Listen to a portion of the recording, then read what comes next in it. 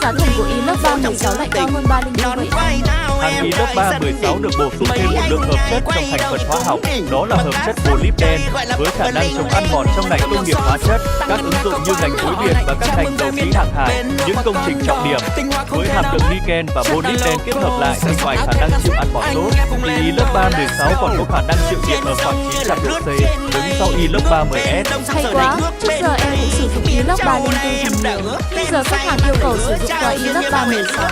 Bên em cũng ít làm loại này nên cũng chưa có nhiều thông tin kiến thức về vật liệu. Kiến thức này em phải lưu lại sau có cần em tư vấn cho khách luôn. Nếu có gì em chưa hiểu anh tư vấn thêm cho em với nhé. Em cảm ơn.